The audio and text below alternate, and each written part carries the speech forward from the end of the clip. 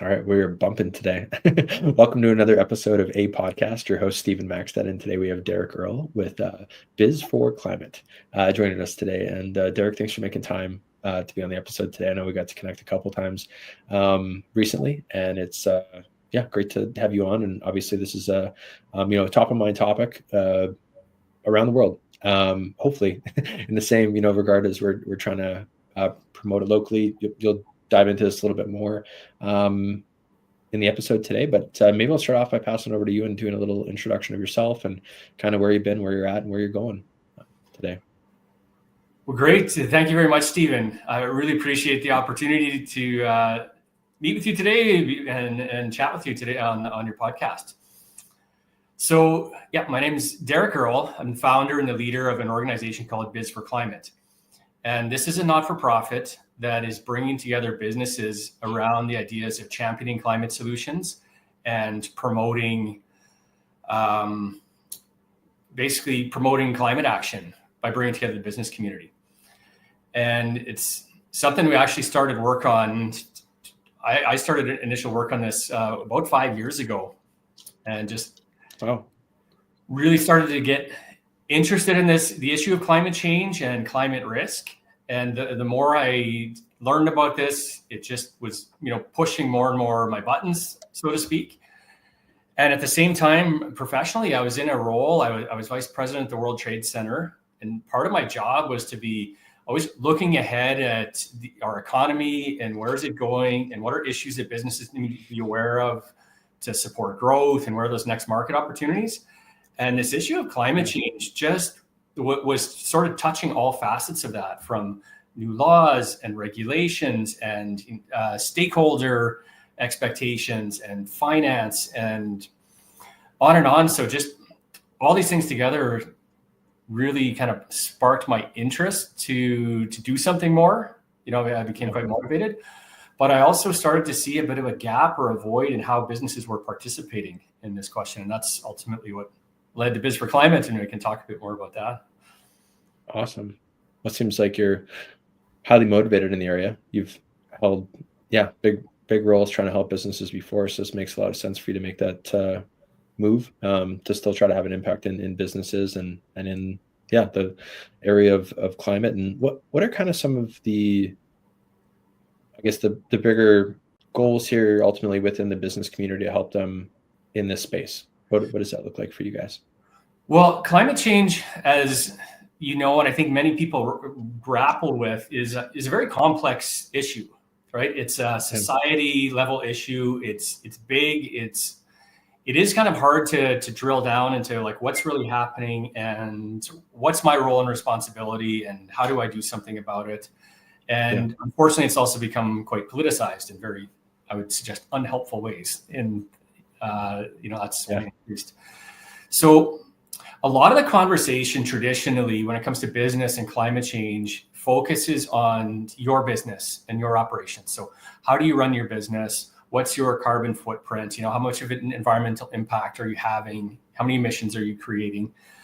And the conversation is changing. And one of the areas that there's still a greater need is how do we address some of the bigger picture systemic kind of systems level challenges? Because really it's an issue that's bigger than any one business. None of us can solve this alone. So we have to come together, and how do we start to address those big buckets of where we create greenhouse gas emissions, where there's too much carbon pollution going in the air. And in Manitoba's case, that's the transport sector, that's the building sector, that's the ag sector. So those are kind of beyond the scope of most businesses. So how, we encourage businesses to get involved and yes, do all the things in your company that you can to operate more sustainably. But we need to focus on this collectively. And that's kind of where the gap was. So the way we approach this is, number one, we want to get more companies engaged in this conversation and participating in this dialogue. And we also want to demonstrate to levels of government and to policymakers that, the business community really does care about this issue and we support more action and we could get behind this. And so the way we started to do this, and it's still a very central piece of our work, is that we drafted a climate action pledge. And so we invite companies to sign their name onto this climate action pledge. And it's a very high level declaration that says, I'm concerned about this issue. We need to keep it high on the agenda. We need to align our economic strategy with climate action and sustainability. And that just has to be a focus of how we build our economy going forward. And third, we need to shape public policies to support this transition. And those are the key messages. And so that's how we got started. And we just started reaching out to invite businesses to, hey, would you support this? Would you consider signing the climate pledge? Would you get involved with our work? And now I'm really pleased to share that we have now 217 companies have signed on this climate pledge. So we're starting to get a critical mass, and we're starting to, we have something we can work with now to really start to go to that next level of how do we influence policy. Awesome. And you're right. You know what? It is, even I'm just thinking, on a prior episode today for us, we were talking about a lot to do with how social media is often fear-based. A lot of emotions are driven that way. And I would say that this topic is definitely in that spectrum of, like you said, being politicized, or even just, drawn up in so many different ways. And a lot of us actually see it in different capacities, depending on our algorithm that we're seeing online in terms of what is going to trigger for us to react to it and stuff. And I think having what you're kind of suggesting here is representing these companies and then taking things forward and hopefully having an impact that way. I think it's a great way to be a little bit more organized and discuss, this in a way that can hopefully have an impact. Big picture stuff. And, we see lots of stuff online. I'm just going to use there's, our wind turbines are actually good, source of stuff, as a weird example that I've just popped in my head here, because then there's the argument that they don't last long enough and then you got to bury them because you can't do anything with them. I saw something the other day that they can somehow recycle them now into producing them into an alternative product, which is maybe a solution. But they kill a lot of birds. There's always these things that I see online, and I don't know if that's totally pertinent to things that you'll be discussing, with businesses, but there's just such a variety out there of things that we see. In terms of, what is it? Is it actually good? Or is it, are there some trade-offs within this, alternative energy source, and who's using them? And, a very in-depth discussion. We don't have to go that far. Well, I think what you've really just illustrated through that is you put your finger on just how complex it is. And how hard it is for the average person, for the average business owner to figure out what's the right choice. Yeah. And I struggle with this myself. I go into it, if I'm doing my own personal consumer choices, and I go to start what is the better choice? Is it better to get organic? Is it better to not? Is locally produced better? Which has the lower footprint? It's really hard to make those choices. And there's similar decisions in the business community in terms of what are the best individual choices. But also, just sort of following on that, where we're really shifting to in terms of our messaging around this is that we need to move beyond that narrative and that understanding that my individual choices is how we're going to get out of this. Because that's not the case. You and I can do all the right things, Stephen. We can do absolutely everything possible, and we have moved the needle zero anywhere. Yeah. Right? It's the system. It is we operate in a system, and that involves our energy systems, our public transportation systems, where and how we build and design buildings, and how we manage urban sprawl. And yes, there's lifestyle choices that go into this, but most of us are stuck within those processes as individuals and as businesses. So we have to be focusing on the conversation on what are those things we need to do collectively, and how do we start to separate the creation of greenhouse gas emissions with the development of the economy. And that's, we're in very early stages as a society, as an economy, to be doing that, but there's lots of good reasons for hope and progress. We just need to unlock more of those things that are cleaner, and, eventually find ways to clamp down or stop doing the things that are causing the most challenge, or the most carbon pollution. No, actually, that was a good recap too, because you're right. It is ultimately just kind of confusing out there. There's a lot of, and if I might say to any listener on this, please do not rely on social media as the source. take the information, but it's really important to look deeper and to get to the research and even where people are at, because one of the things like I found now is like literally talking to hundreds of companies about this issue. It's not always the easiest topic to broach, but generally people are concerned about this. Like they're aware and concerned at some level, don't really know what to do, don't really know what they can do about it. So that's part of what we're trying to put together, a collective platform to make it easy to get involved and easy to have a bigger impact. But people generally concerned about this feel we should be doing better. Feel that we need to be, responsible in our business practices. Don't really want to continue to destroy the environment and overheat the planet with greenhouse gases. But where and how do we do these things? And it's, that's where it gets a lot trickier and it gets harder to get to action. So, would definitely a word of caution on relying on social media, and especially you're right, is we can get locked into these sort of echo chamber bubbles of we see one side of information and. That's a challenge. That's not a helpful dynamic in terms of trying to solve these things. But here we are. That's the world we live in. No, it is. Ultimately, it's something that there's also like another little layer to this. I think in terms of like bringing businesses together, there's an aspect of what I would call trusted messengers. And so when you're engaging with, as a Manitoba business, if you're getting engaged with the BizforClimate, these are going to be companies like look on our website and scroll through our signatories. These are local businesses, people places you shop, probably know people that work there. These aren't, what I mean? This isn't like some big, corporate world out there. These are local people in our citizens of our community trying to do better business, trying to help, be part of the solution. And I think we need more of that. There's an engagement aspect to this and just people speaking up on the issue. And particularly to have the business sector speaking up on this issue is timely and is needed. Yeah. Well, I mean, the whole maybe warming up of things, I don't think any of us would have locally complained if it was a little warmer the last month with the deep freeze that we were in. But so I think sometimes we lose a little bit of it's tough in ways because we're in a very cold climate. Well, you're right. And I mean, there's that difference between weather and climate, right? Which is it's not the most intuitive concept, so that like even just the basics, like a simple analogy people can think of a little bit is if you think of the human body, right? We've got a sort of set regulated temperature, 36 degrees Celsius or roughly in there. Yep. But, the increase, a couple of degrees increase, well, we can have swings and I feel hot, I feel cold. But if your body temperature goes up by 1.5, 2 degrees, 3 degrees, you have a fever. And if you maintain your body in a state of fever, you're at much higher risk of other health conditions and issues, right? And sickness. That's more what global warming does to the planet, right? So it's not that a couple degrees, of course you get 80 degree swings here. We go plus 40, minus 40. We can handle that.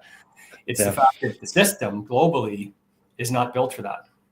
Right. And so that's where you get challenges and breakdown and extreme weather and additional energy is just pumped into the system continually. So you get the extreme storms and the heat domes and the erratic weather and the droughts and the wildfires. Like they're all symptoms that an overheating situation.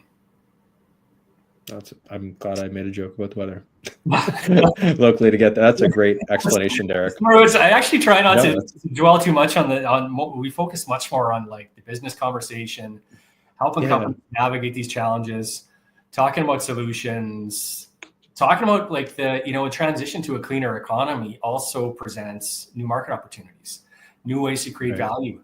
And there's many new ways where Manitoba in particular can play in this. Like, we have a relatively clean energy grid. We have, clean air and access to water. We have critical minerals that are needed as part of this transition. So there's also a good news economic story there potentially, right? If we're able to kind of mobilize around that. And to you and to anyone listening to this, I mean, I think that is much more what we're talking about, and sort of unlocking those solutions, helping get to market and scale up the new technologies. We do need to change practices, but there's ways to do things cleaner and better and smarter. But but there's also a lot of barriers to do that. If anyone who's tried to commercialize a new technology, you run into red tape and challenges and regulatory issues. Yeah. And so part of it is to help companies manage those and to speak up for what are those some common issues, and can we make this more feasible and more competitive? And meanwhile, like, what are some of those big picture things that we can all get together behind that are good for our communities, good for our local economy, and by the way, will also help drive down emissions? That's more of the conversation we have. We don't spend much time talking. No, I know, but I'm glad that we did. We did speak about, the weather side of things is kind of important as much as it make light of the extreme cold that we face. That's, that issue is there, and that is a driver of this for sure. For sure.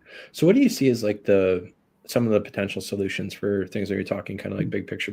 If we're more specific, like what would some of that stuff look like? I'm assuming like the mineral talk is more towards, like electric vehicles perhaps, but that being said, we do have some extreme conditions where some people are still kind of skeptical. I mean, as would I be about, the performance of some of those battery, powered vehicles today, because it's not always quite conducive to, the spans that people do have to travel, especially if they are rural.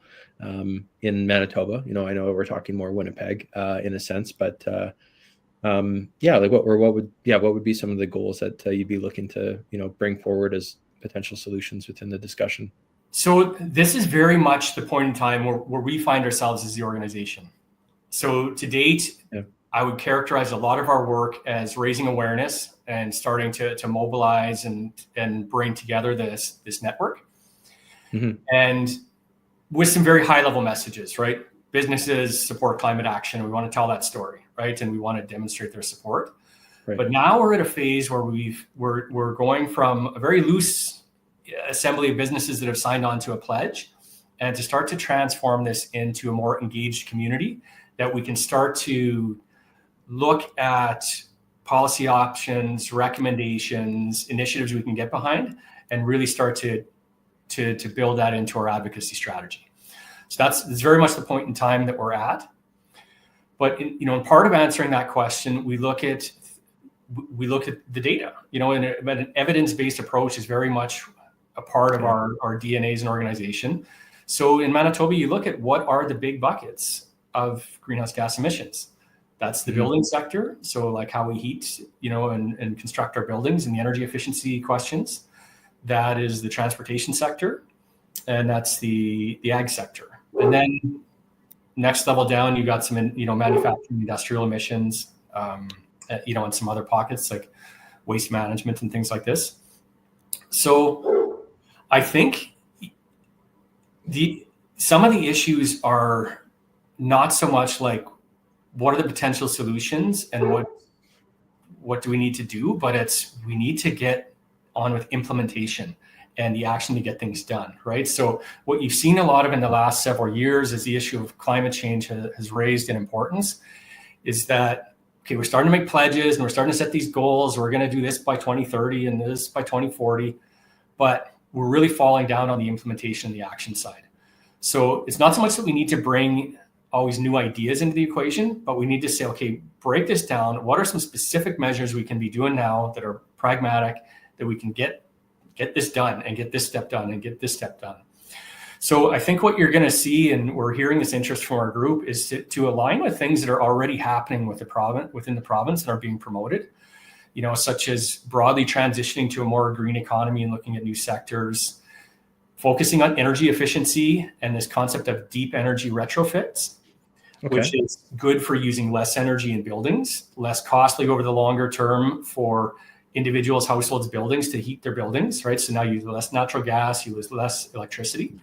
But actually at the systems level, where do we find more power and electricity to support a more electric future, right? And so even Manitoba Hydro is talking about this in the province with their affordable energy plan. Efficiency Manitoba, who's now come on to sponsor us as an organization.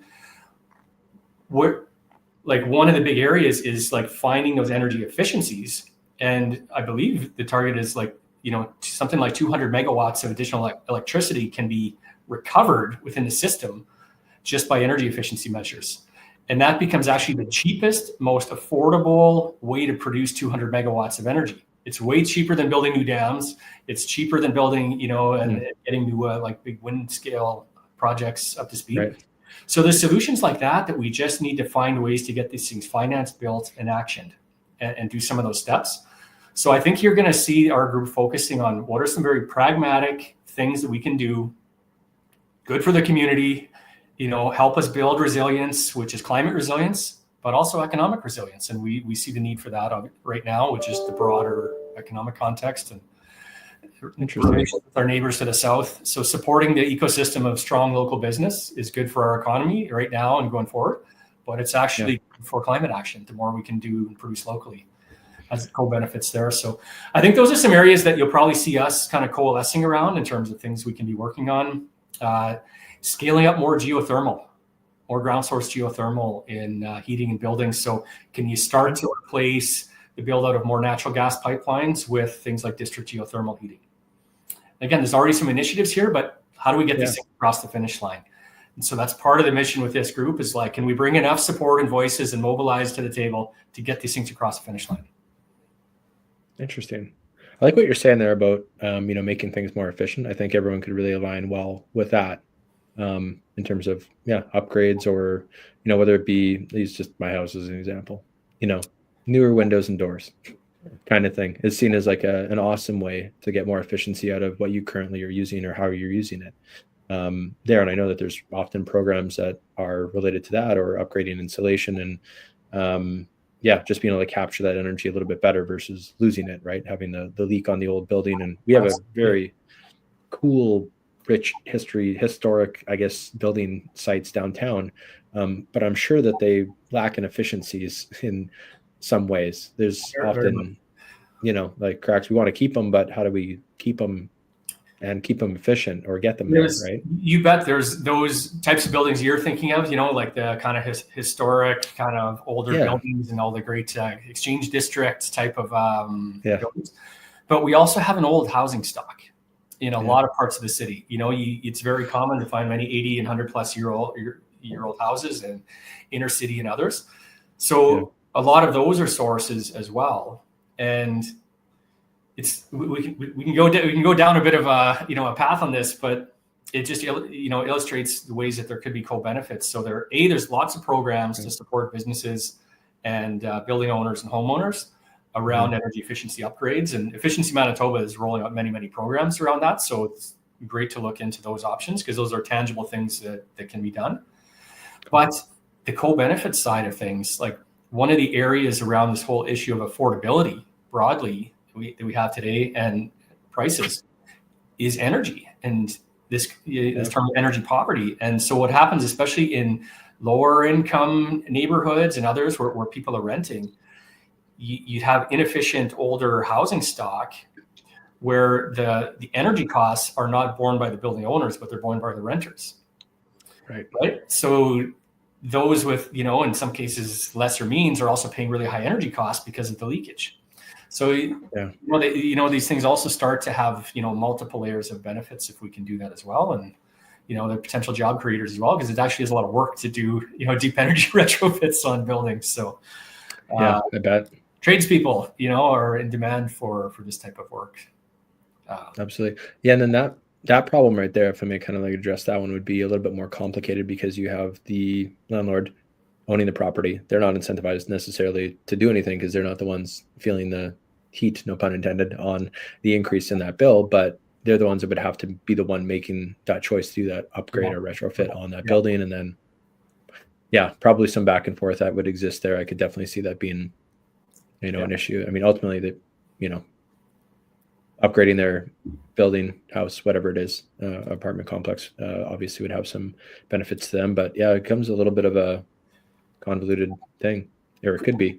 You're absolutely right. They're not easy. In a lot of cases, they're not real easy issues to work through or actions to take. But those are the conversations we need to be having, right? And we need to be coming at them with some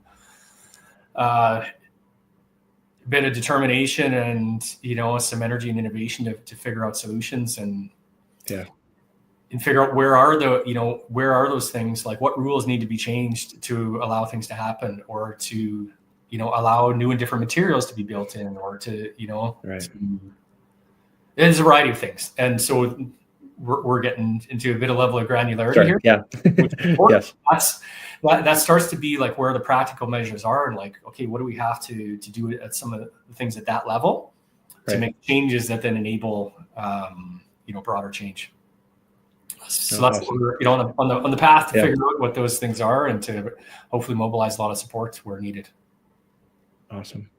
There's I guess the energy thing. I just saw an article. This is top of mind and frankly from social media, but it was talking about like a business that actually suffered from, or they're claiming that their reason for letting go a bunch of people was because their electricity bill in Ontario had doubled recently. So it's actually right on brand for kind of what we're saying in terms of having more affordable energy sources and making sure that you're taking advantage of that.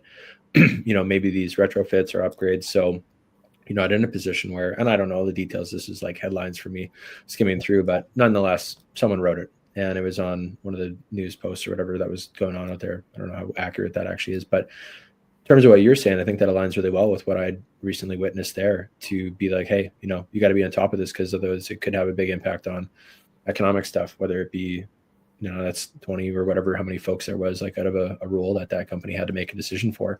Right. So it's kind of like, you can see how there's a trickle effect wherever you are, manufacturing or renting property, and cost of these things going up over time. You got to be looking at efficiencies and how to keep them upgraded. Yeah. So. Yeah. And I think this is part of like my view on this in terms of our energy production, electricity generation. What does that look like? When you're as we factor in climate risk, and we have most of all of our eggs are in the basket of hydro here in the province, which is great. I mean, we have a great asset.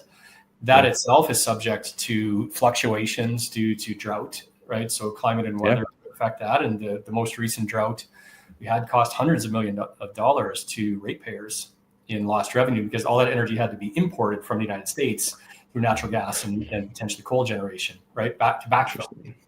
Yeah. Not a lot of people know that, but that's what happens when our dams can't produce enough water, because the water levels are low because of drought, because of heating. Those things can happen. So we have risk, and obviously the cost of doing mega projects like this. So, how do we explore and develop more distributed energy and electricity generation? So, there's things in other jurisdictions that are done that allow for the scale up of more, more rooftop solar, more community-based power, more smart grids and microgrids. So now you have a much, you have more sources of electricity generation and more distributed. So if you do have, something subject to a climate risk or a storm, or the lines go down or something like that, then you're still producing in other ways, right? And households and businesses can. Those are areas that households and businesses can participate in. But there's lots of debate around those approaches as well. So, well, I could definitely see it being that way. I mean, as I loosely mentioned, we just went through a bit of a cold snap, as it were. Now, most of the year, we're not super affected by those extreme conditions, but we happen to be in a place in the world where we are affected by that. How do other areas in the world navigate that are in similar climates, or what are other like strategies that folks are using? I mean, we're just one of many spots in Canada or in Nordic countries that maybe exploring different things. And what are some things that you've seen out there for strategies and ways to manage these really cold temps? I mean, the summer's out whatever, okay, so electricity goes down, you're a little hot for a couple of days if everything were to go that way, but it's kind of like, we don't have, what's that expression, we don't have hurricanes and stuff, but we have extreme cold. You die from exposure, absolutely, we do. And these are real issues, so broadly, ultimately the solutions have to be adapted to the local environment and to those conditions. So historically, to date, a lot of the argument has been and remains like the need for things like natural gas heating, right? And it's a challenging debate there as well, because there are certain arguments in terms of the efficiency of what it can do to be able to produce heat and to be able to reliably produce heat. So Right. there is definitely a gun shyness, if I can use that word, to Yeah, for sure. to sort of cut ties or to to move off of natural gas. Right. My understanding, without being an expert, so it's caveat on my responses here, but I do believe Yeah, things for sure. like ground source geothermal and others are quite promising in terms of what they can do, and especially as that can be integrated into district heating models. I think we're a ways from larger deployment on these things, but those are ways to reliably, produce heat. It definitely Yeah. exists on a smaller scale. So those are, those are some of the ways it can be looked at. I mean, there's Cool. interesting technology around deep geothermal, and Saskatchewan is actually experimenting with a new plant there. And actually repurposing, it's an oil drilling company, like a global leading oil drilling company that's kind of repurposed this division and turned those same drillers. It's the same horizontal underground drilling techniques that they use to produce geothermal ground source heat. So these are pilot scale types of things, but them, like Iceland does it, and they use their underground heating. They're probably the leaders in it, but they also have a rather unique geography. Like we can't just replicate volcanoes here to tap into. But so I think those are some of the innovations. This whole concept of circular economy, and this is actually something we have an event coming up on this. But this whole concept of circular economy has to do with repurposing and reusing not just materials but energy, right? So what are the creative ways that we can be ensuring that heat that's generated, byproduct heat, is reincorporated into useful processes for home and building heating? You see that on very small scale initiatives, but I read something, I forget where this was, but it was about data centers and being able to have data centers located in such a way that they're actually closer to residential heat, and all that excess heat, the massive amounts of those things, is used for things like home heating, right? So again, it comes back to the waste reduction elements, and that's, a circular economy, or this kind of that broad philosophy of running your business, of reducing your inputs, but then any outputs or waste are also circulated back through the system, and systems designed in a much better way to do that, right? Because right now, for the most part, they're not. They're like, take it out of the ground, use it, dispose of it. That's what they call the linear model, and so this is the circular economy. Interesting. We had a guest on, I think it was on season 1. They have this company there to San Diego. The CEO is originally from Winnipeg, but it's like a grow light company, and they recycle the heat from the lights. Normally it's done in different ways. Anyways, long story, but they do a very neat job of cycling energy that way, called magnetics. The pretty neat thing that I've got to experience and have them on the podcast. But it's a weird random connection that exists out there, and just sparked my mind there when you're talking about like recycling heat from one thing, and then they were able to do it in like indoor grow settings. It's fantastic, the tech that's out there. Yeah. So hydrogen has, I believe, some potential, to be used as as a heating source, a more high intensity heating source. Although it needs a lot of infrastructure and development. It's many years out. But even things like like what they call renewable natural gas, which is, I'm grossly oversimplifying this, so the technologists that's good. Probably cringe in my explanation, but it has to do more with capturing waste emissions from things like landfills. There's methane that gets generated, right? So if you're now capturing that methane through those processes and then reprocessing that in, you're actually taking those methane emissions out of the atmosphere. You are combusting them, but the cleaner form of combustion is actually a lower impact than just the raw methane going into the atmosphere, if you will. Methane's actually, like, in terms of where there's some focus globally around bigger initiatives, things to address, in terms of carbon pollution. Methane is actually risen really high up on the agenda, which is natural gas, by the way. It's the same thing. So methane emissions released to the atmosphere have a heating effect 86 times that of CO2. But it lasts for a shorter duration in the atmosphere. So what happens if you can, like, the more you can stop methane going into it, it's that intense, like, front-loaded, like, heating effect.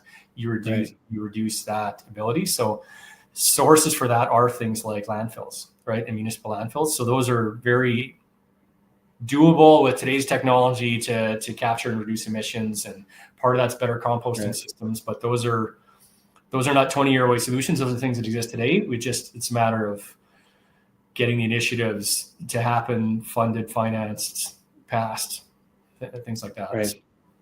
There's lots can be done. I hope that's a message of concern. There's lots that can be done, but it takes like will and planning initiative, because they just don't happen themselves, right? And it's easy to get lost in the day-to-day and what has to happen, but there's lots we can do.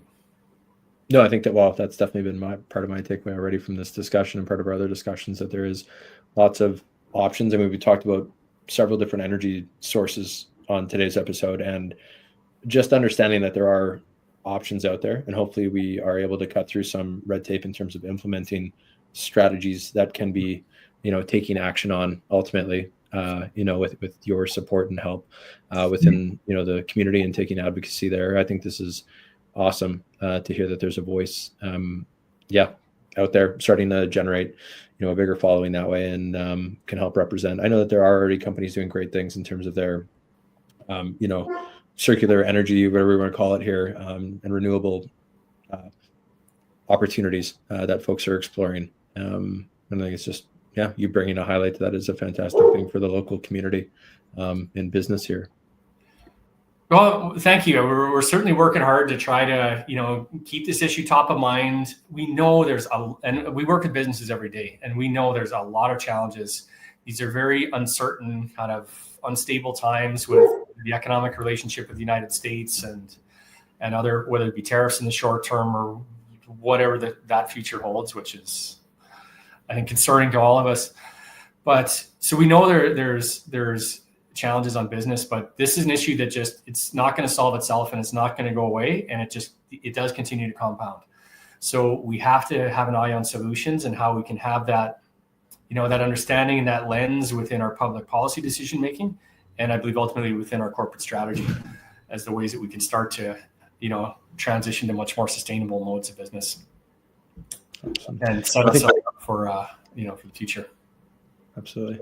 I think it is just going to become like standard practice in terms of what we're talking about. And I know that there's lots of, it's like you're trying to eat a whale here in terms of where to even start on this thing. But what is one of the best ways that folks can get involved and help support you? And you mentioned there's, 217 folks to date. So excited to hear your growth in the future. But how do folks sign up and get involved with you? Yeah, great. Thanks for asking. So we do encourage, like, anyone who's even curious about this issue, or I'm a little concerned about this, and what do I do? Do reach out and get involved, and that can be as simple as go on our website and sign up for our newsletter. We're at BizforClimate.com. We do a monthly newsletter. If you're, I'm ready to be part of the solution, sign on to our climate pledge. There is no cost to do so. It takes literally 30 seconds or 60 seconds to read through the pledge and submit the form online. And, you become part of the solution, and you really have an oversized impact by signing on to that pledge. You add your voice to a growing chorus here, and like together collectively, and you enable us to really sort of drive forward the work that we're doing. Beyond that, we are completely private sector, business-led initiative. We feel that this is part of the compelling vision as well of what we're putting together, and that we need a strong, independent, business-led voice to keep the issue of climate on the agenda. Regardless of which way the political winds are blowing, we just need to make this the normal way of how we do business. And so actually in these times where there is a little bit of political uncertainty and winds blow in different ways on that, it really reinforces the need for what we're doing, and it kind of validates that we need to keep this moving together, and we just look forward to growing. So it's an easy way to get involved. I also say we're something of can be a bit of a 311 for business for climate. So if you're looking for information, started guidance, training, resources, we can point you to all of that. We can help make you connections. And we're a network. We're a growing network of businesses that are all committed to doing better for the climate and being more sustainable. So I'm starting to call us like we're Manitoba's premier network of climate-friendly businesses. So join that network and do business with others who are like-minded, who want to do better for the planet. Let's help each other out. Let's support local businesses along the way. And there's lots of good reasons to get involved. Awesome. Well, it's great to, ultimately have you on the podcast today to hear how you're helping make an impact out there in the local community here, and and how to be a part of it if that's of interest for businesses that are, this is on their mind. And it's been great to have the discussion with you today, Derek. So thanks so much for making time. We'll include the links below if anyone's curious for website and other forms of getting Social connected. media and LinkedIn in particular, we're most active on LinkedIn. Okay. Lots of great information there at BizforClimate. And if I might permit to just mention that we talked about this circular economy. And so we have a training event in partnership with Supply Chain Manitoba. It's going to be a breakfast, a workshop, and a site tour of a really innovative new facility called the Rock Event Center, which has incorporated a lot of sustainable construction practices into the building. And it's kind of circular economy in practice. So that's coming up on March the 19th. And check our website for more information on that if anyone wants to check them out. That's fantastic. We will do. Great. Awesome. Thank you so much again for being on with us today, Derek. And we look forward to attending events and continuing the conversation. Thank you, Stephen. It's been a pleasure. Appreciate the opportunity.